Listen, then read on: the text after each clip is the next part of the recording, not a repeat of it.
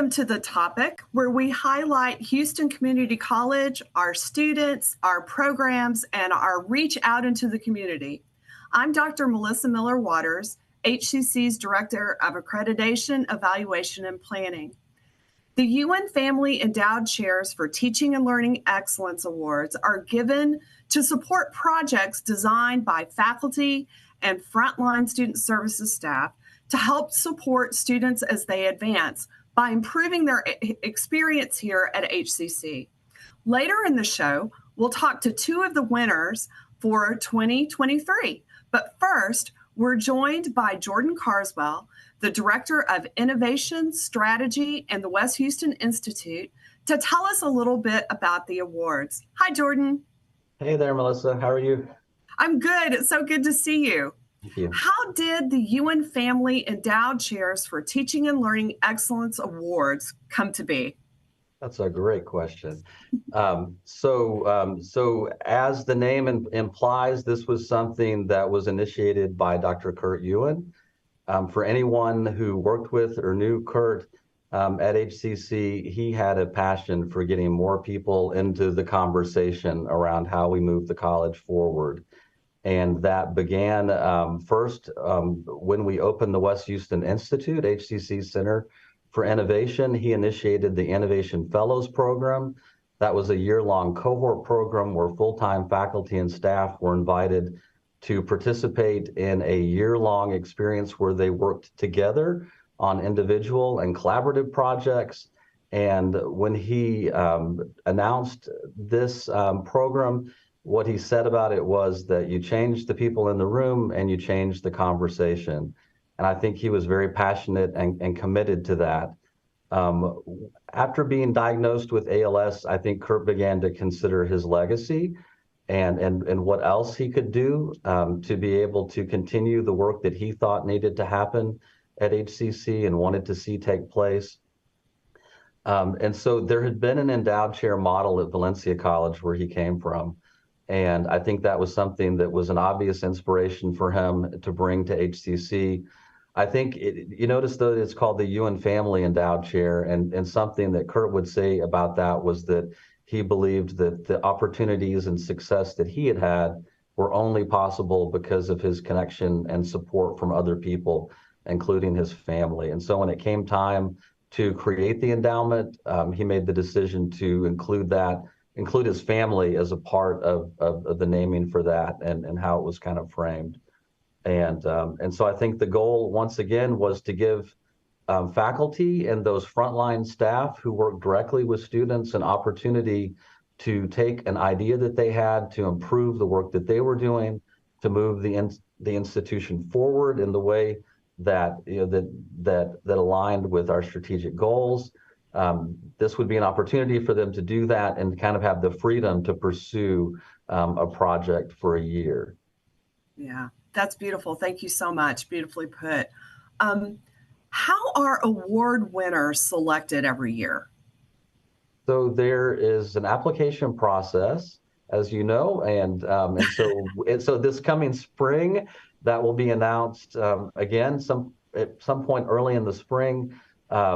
The award is open to full-time faculty and then staff who are again frontline kind of with students. And so certainly student services, but it might be other folks as well who work directly with students. And so there is usually on MyHCC, after the announcement comes out, there'll be all of the resources that you need to apply for that.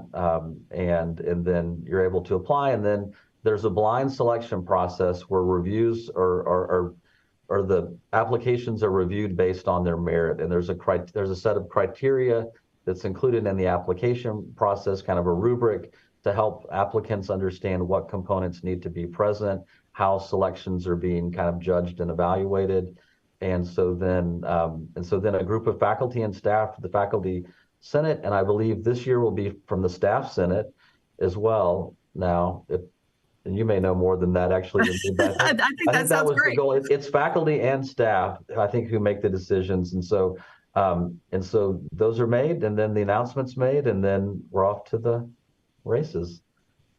So that's great. What do you see as the hallmarks of successful projects? I think, again, the goal of the endowed chair for teaching and learning excellence in Dr. Ewen's mind was really projects that could have a real impact, not just for the individual, but for the institution. And so I think projects that kind of capture people's imagination in terms of, it could be things that are timely projects in terms of things that we're interested in exploring at the college. It could also just be, novel applications in the field that might be expanded in other ways. But I think something that aligns with the institutional goals, something that's scalable, and I think something that gets at the heart of really creating a student impact. Yeah.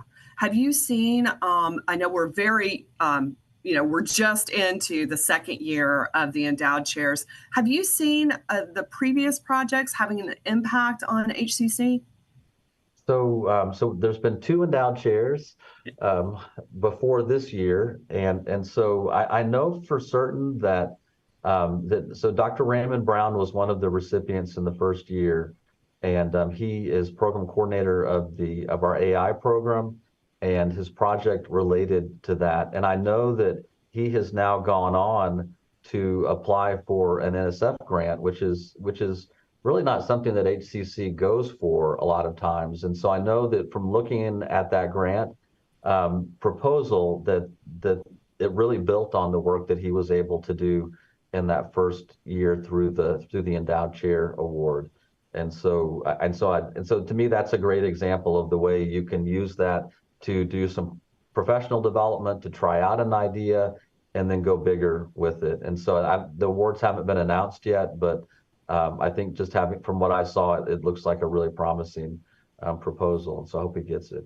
Yeah, that's fantastic. I know that he worked very closely with a small group of his students, and I know that learning experience is probably invaluable for those students as they go forward in this relatively new field. Yeah, and he was able to use it to actually give students stipends to participate in that work. And so I think that was great. Not only would it impact students, but they actually benefited and were a part of the evaluation process and the work that he was doing. So yeah, all around good. How can the public support this program? So anyone can go on to the foundation website, and I believe there's a link. They can donate into the Teaching and Learning Excellence Award specifically. I think the endowed chairs, Kurt's big vision was that it would not just be limited to his endowed chair, but that there would be other endowed chairs. And so that would be another way if somebody really wanted to make a grand gesture to HCC would be to start another endowed chair. And I think that would make Kurt very happy to know that the program expanded. But certainly people can individually contribute, towards his award, but there's the possibility of creating new endowed chairs as well. Yeah, I think that's great. So not only donating ourselves to the endowed chairs, but maybe a big donor coming in and creating a new one. Thank you so much for joining us, Jordan. When we come back, we'll visit with a faculty member that is redefining what it means to go by the book.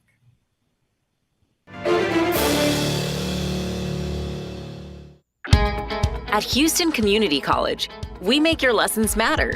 Open the door to real-world education, where passions become careers. Find out more at hccs.edu and let your success take flight. For more than a year, we have kept you informed with more than 500 remote episodes. But now we're back, bigger and better with more news and more guests. Join us live every weekday at 10 a.m. on Facebook and YouTube, and on HCC TV at noon and 5 p.m.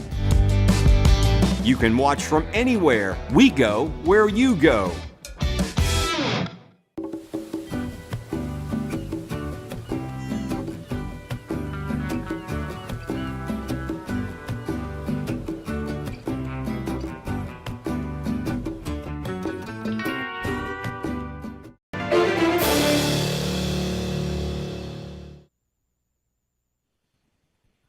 Welcome back to the topic. Today, we're talking with some of the Ewen Family Endowed Chairs for Teaching and Learning Excellent Award winners. We're joined today by Richard Gosselin, Professor of Economics. He's publishing an economics textbook that incorporates interactivity by using games, simulations, and role-playing exercises. Welcome, Professor Gosselin. It's good to see you. Hey, thanks for having me today. I appreciate it. Absolutely. Games and gamification are two terms that we're hearing a lot of in education. What's the distinction between the two? Sure. So gamification is when you take something that's not a game, like something that's purely academic, and you turn it into a game. Like if you're just trying to get your students to learn specific terms or concepts like in a particular chapter. And let's say you've got a couple of dozen of those, and you could turn it into like a Jeopardy Labs game, right? So the process is learning those terms, but the vehicle that you used it is gamified to some extent, right? Where points are awarded. Right. A game is something different, right? A game is where there are actual roles that are well defined. There are rules and there are parameters, and there actually is a way to win, right? So that's the distinction, and it's the latter that my book is more concerned with. And incidentally, just a minor correction, this is more of a guide for professors than it is a textbook, although I'd be happy for students to read it, but it would be mostly for professors to use in the classroom as an about face from their traditional methods of teaching their classes. Right, that's fantastic. So your primary audience are other economics professors. Do you see that audience as anybody who's doing the freshman, sophomore level economics, whether community college or four-year? Yeah, it can be both at the community college or the four-year level, but quite honestly, I think it will have the greatest appeal at the community college level. But I could certainly see four-year university professors doing it as well. I think it would probably appeal more to younger faculty, quite frankly, those who are the newly minted PhDs that are fresh out of grad school, that are unsure about how to proceed and maybe have second thoughts about the way they were taught when they were in college and want to strike out to do something different that they recognize perhaps maybe didn't work from their own experiences, right? Right. And this is how this idea germinated for me. In my early years of teaching, when I first came on board at HCC in 1989,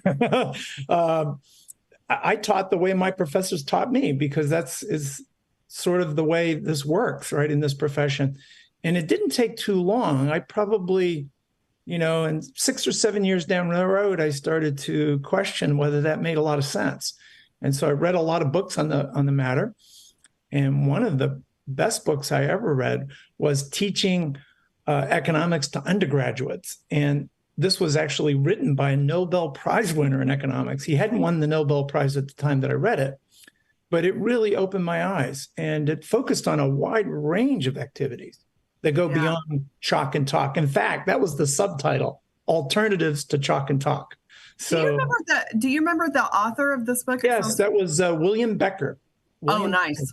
And William Becker actually won the Nobel Prize, if I'm not mistaken, I think in 1998, 97.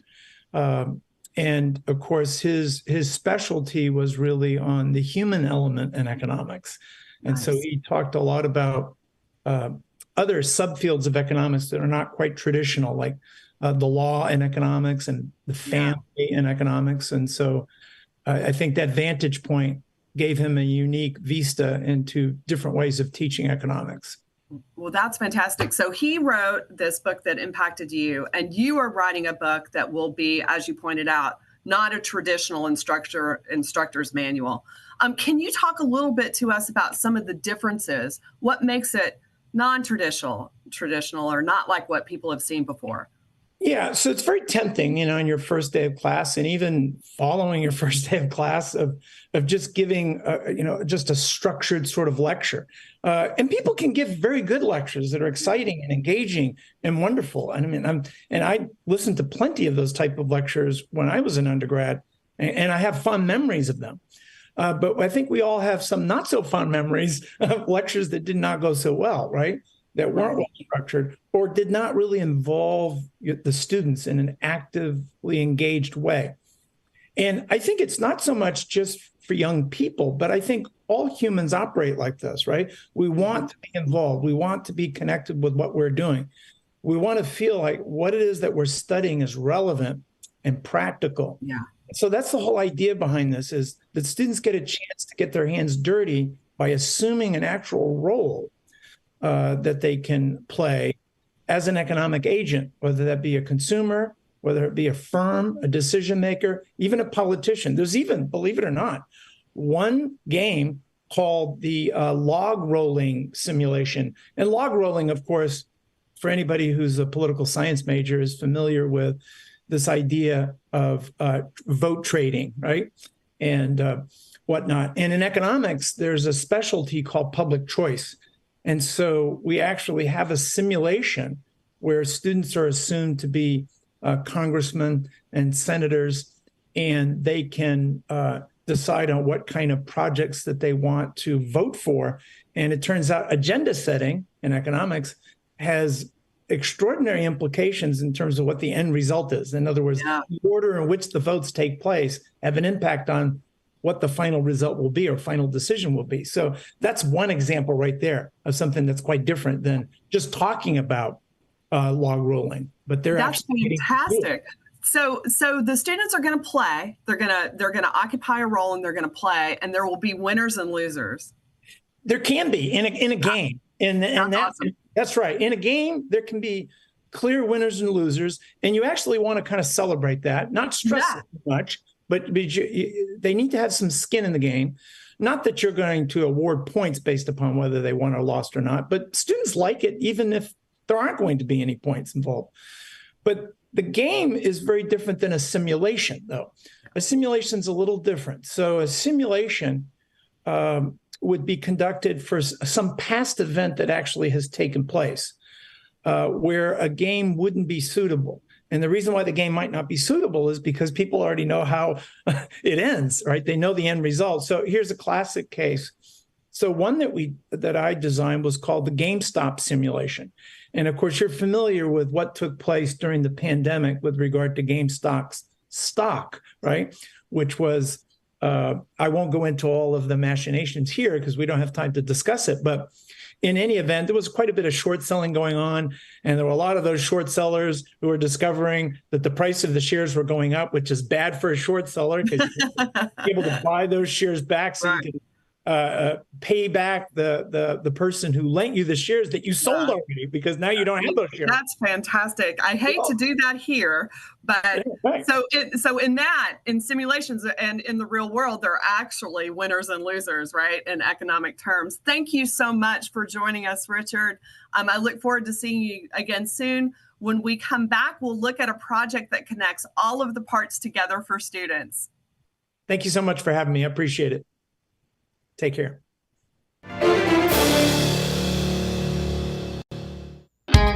At Houston Community College, we make your lessons matter. Open the door to real-world education, where passions become careers. Find out more at hccs.edu and let your success take flight.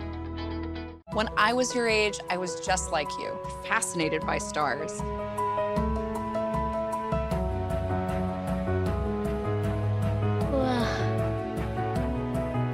But now I get to search for life in the universe. And who knows, maybe life is looking for us too. So we're like aliens to them? Yeah. Does anyone want to be a scientist now? I do. Awesome. We need more girls in STEM. Maybe we can find aliens. Things could be stranger, but I don't know how. I'm going through changes, through all of the strangeness. I'm going through changes now.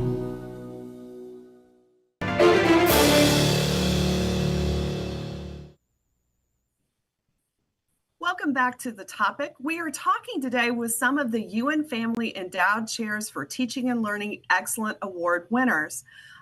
Today we get to talk to Dr. Margarita Bracamonte, Professor of Biology. Hi, Dr. Bracamonte. Thank you so much for being here. Well, thank you so much for having me. You noticed that a lot of students were failing our biology 2310 anatomy and physiology class. What is the extent of that issue, and why do you think the class is so challenging to some students? Okay, so Anatomy and Physiology 1, 2301 course. This is usually taking on the first year. Students, most health field students, this is the first class on the first term of the college.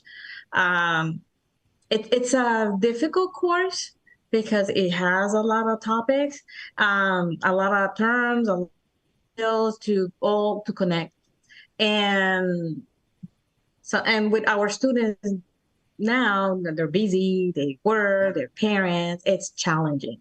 So we do see a high failure rate. So that's a concern, and so we need for them to succeed and keep going. And it's an entry course for people who want to get into to many of the health fields, correct? That's right. Yeah, that's right.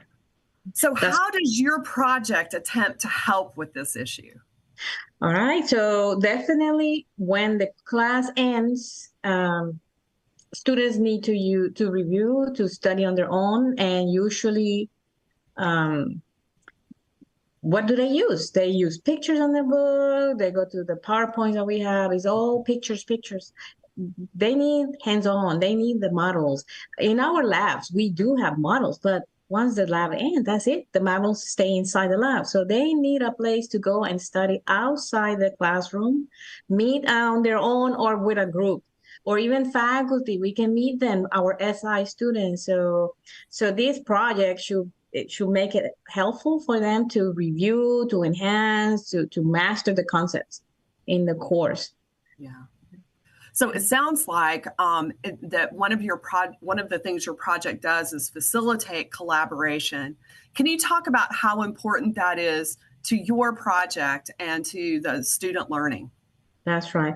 Definitely, the project is going to be a success because of several teams involved. Students, our own students will write questions like questions that we're gonna original written questions, and we're gonna make them public.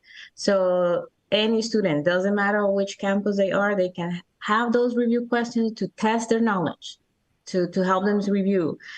Our own faculty in the future, I would like them to also recruit their students to write. So the question bank will be growing year after year. The Learning Commons, West Houston Institute, they will house, we're gonna print 3D models, anatomical models. They will house them. They will help us also keep track of the models. The Idea Studio at West Houston Institute, they're also helping us with printing the 3D models, giving us ideas so the models last. We're making them strong enough so they can last for years and so on. And so definitely it's a whole group involved, which I like that a lot. I do too. I think that's fantastic. I believe it sounds like, and I believe that you have tied your project pretty intimately to the strategic goals of the college. Can you talk a little bit about the connection between what you're doing and our strategic goals?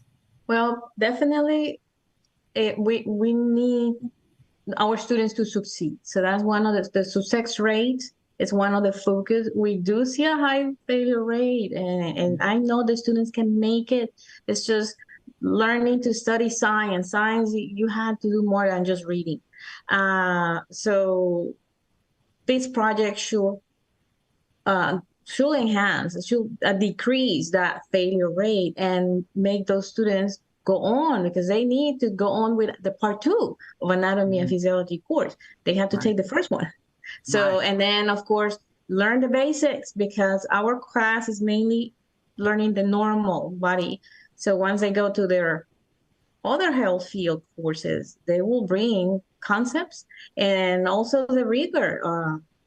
It's difficult, all the term, the knowledge, they have to know it, them. So we need to help them with their learning process, and hopefully that's one of the main goals of the project. It's one of the things that I think is so brilliant about your project is not only does it work to help students learn A&P 1, but it also is helping them learn how to learn by the way that they interact with each other and with the peers. And I think that is fantastic. What do you see as next for your project? How do you envision it growing? Definitely, we want to take data so we can apply for grants. So we need to have more anatomy and physiology hubs at all other campuses, because that's not just an issue in where I teach. It's in all the campuses. So we want to get more people involved, more faculty, more hubs created in other campuses. There are a lot of 3D printing labs at other campuses, so we need to use them. Faculty can go and borrow the models and bring them to their classroom so they can use them during teaching, just to get the hands-on, and help the students grasp the concepts better. All right. That's fantastic. You successfully applied for and won this award. If you were going to give advice to people who were thinking about applying for the next round of Endowed Chair Awards, what is the one thing that you would tell an applicant to do? For sure, that they have to see how it's the impact on students mainly, and something that it can be feasible year after year. If the possible, get some data to back up their why, what's the need, why the project is important, and collaboration, because that's a key. That I learned that I was a innovation fellows, and we learned that is fantastic. Collaborating, and that's it. Get several people involved. Thank you so much. Thank you so much, Dr. Bracamonte. You're welcome. Thank you for joining us on the topic. For more information on this, please visit hccs.edu/podcast. For the topic on HCC TV, I'm Dr. Melissa Miller Waters. Thank you for joining us today.